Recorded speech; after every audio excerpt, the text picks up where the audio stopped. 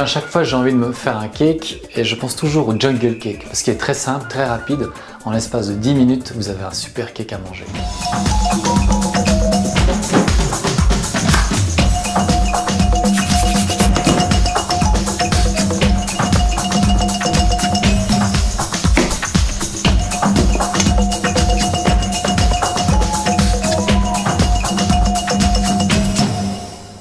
Un cake fruité, où on va y mettre de la banane et des pommes. Alors on va commencer déjà par préchauffer le four. On va le mettre ici à 250 degrés pendant 10 minutes. Pour commencer, on a besoin ici d'une balance. Et ensuite, je vais utiliser un cul de poule. Vous allez voir, je vais utiliser le cul de poule pour quasiment toute la recette. Mais on va la poser directement sur la balance. Ça nous évite de transvaser à chaque fois d'un récipient à l'autre. Et puis surtout, ça nous évitera d'avoir beaucoup de vaisselle. Alors le beurre. Ici, on va prendre 125 g de beurre. C'est pas compliqué, c'est 250 g ici, donc on va couper en deux. J'adore cette odeur, c'est vraiment parfait quoi. Voilà, on va la mettre directement dans le récipient. Petite astuce, gardez ces papiers ici d'aluminium, parce qu'il y a toujours un petit peu de beurre qui reste. Et après, on peut frotter les moules à gâteau avec ça, donc ne les jetez pas. Pour mesurer le sucre, je vais utiliser une tasse. Donc là, je vais utiliser 3/4 de tasse. Et puis le quart manquant, ce sera du miel. Encore une petite chose, un exhausteur de goût, le sel. Toujours mettre un petit peu de sel. Maintenant le beurre est dedans, il est mou, donc à température ambiante. Ici, on va l'incorporer au sucre, simplement en le mélangeant de cette façon-là.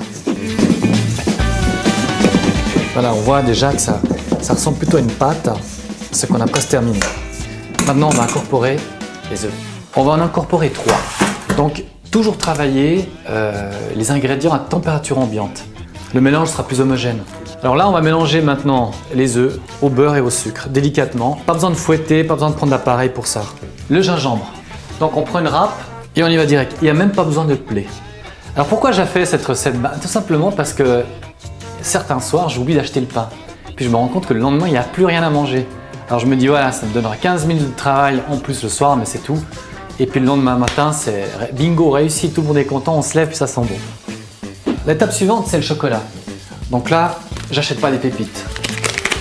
J'achète directement une grosse plaque de chocolat, alors noir ou au lait, comme vous voulez, c'est complètement égal. Là, on va utiliser à peu près 100 g de chocolat. Donc là, je vais lâcher au couteau. Mais pas trop fin, sinon vous ne retrouverez pas ces petits morceaux dans le cake, c'est dommage. Passons maintenant aux fruits. Là, on va commencer par la banane. Petite astuce pour la banane. Ici, ce qu'on va faire, c'est qu'on va pas trop se salir les doigts. Donc je fais une petite entaille pour tirer ici la peau. Et puis je vais couper la banane ici. Je vais la fendre en fait en deux. Voilà, avec le couteau. Si vous avez peur de vous couper, vous l'entaillez avec la lame à l'envers, ça marche très bien aussi. C'est ce que je fais, ça m'évite de me couper les doigts.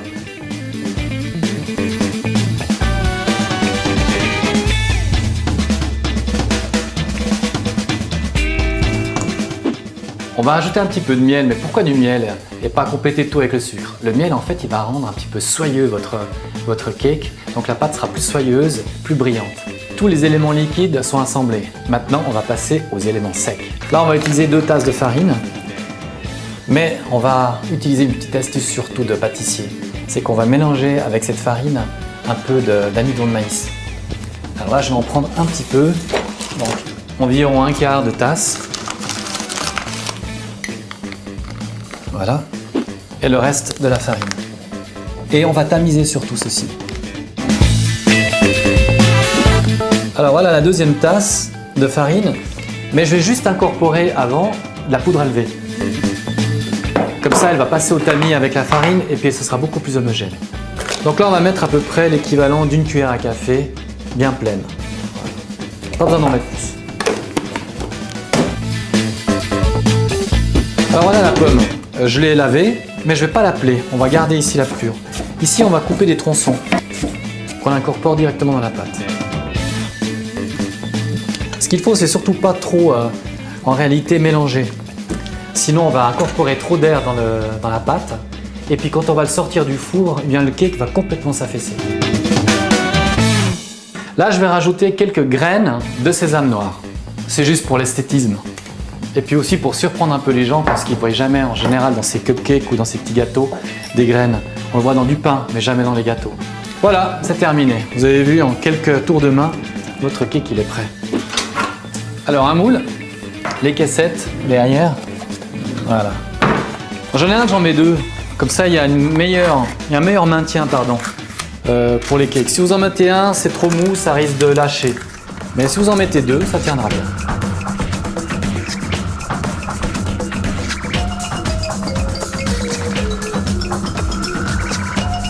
Alors moi, j'ai des sucres en grains que je vais rajouter ici.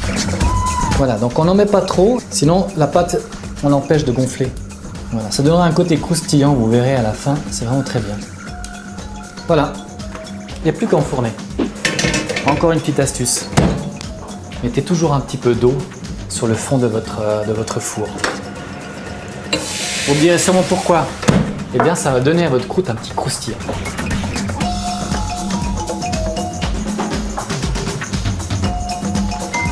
Voilà, là c'est terminé. Mais quand même, petite précaution, vérifiez si c'est vraiment cuit. Parce que ça dépend des fours. Alors là, je vais planter simplement ou un cure-dent ou bien une baguette en bois dans le cake. Et si vous le ressortez puis il est parfaitement sec comme ici, c'est que c'est cuit. Regardez comme ils sont beaux, nos petits bébés. Voilà, notre recette est terminée. Vous avez vu, n'importe qui peut réaliser ce genre de recette. C'est facile, rapide. En plus, c'est très très bon. Et si vous sentez l'odeur de ces petits gâteaux, vous pourrez que me dire merci. Voilà, encore une petite chose, vous pouvez changer ici les fruits. Moi j'ai mis des pommes, j'ai mis des bananes, vous pouvez mettre des poires. Pour l'été, vous pouvez mettre des abricots ou bien des pêches. C'est comme vous voulez. Voilà, bon appétit et à très bientôt.